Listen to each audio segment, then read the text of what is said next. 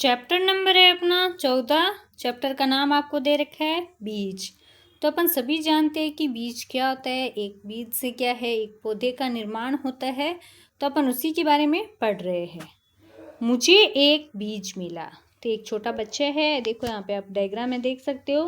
वो क्या बोल रहा है कि मुझे एक बीज मिला, मैंने उसको गमले में डाला। तो उसने क्या किया, उस बीज को क्या है गमले के अंदर डाल दिया।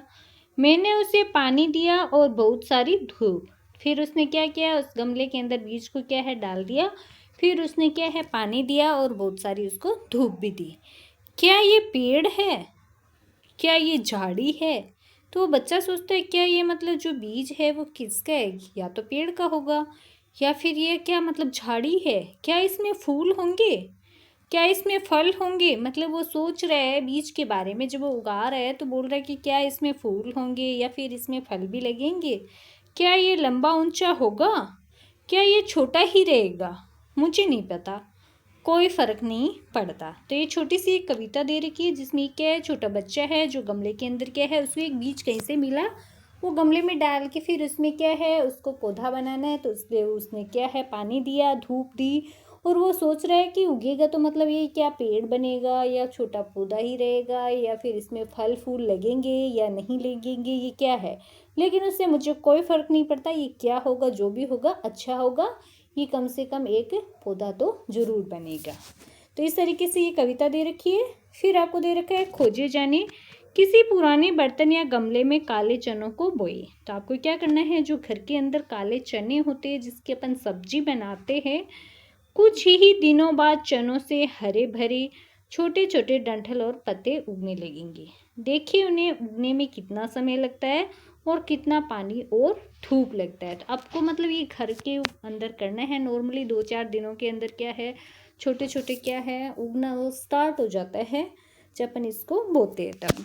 फिर आपको दे रखे है बातचीत के लिए क्वेश्चन, बीज कहाँ मिला। तो अपन ने देखो ये कहानी पढ़ी कि बीज उसको कहाँ मिला। अपन देखते हैं कि मतलब बीज हो सकता है उसको बीज खेत के अंदर या फिर बगीचे में या फल सब्जी या बाजार में कहीं पे भी उसको मिला होगा। फिर सेकंड क्वेश्चन आपको दे रखा है पेड़ और झाड़ी में कोई फ़र्क होता है क्या, कि पेड़ में और झाड़ी में क्या फ़र्क होता है।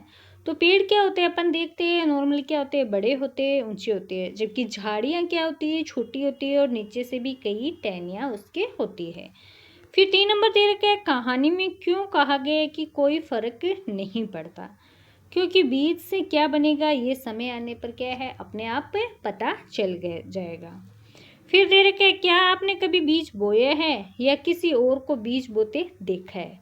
तो अपन घर पे क्या देखते हैं कि हाँ मैंने गमले में बीज बोए हैं या मैंने माली को बीज बोते देखा है, या फिर घर के अंदर और मम्मी पापा है वो भी क्या है गमले के अंदर बीज उगाते होंगे, या फिर जिनके जो कृषि परिवार से हैं किसान परिवार से हैं उनके घर में तो उनके खेतों में तो रोज ही ये काम होता होगा हर साल।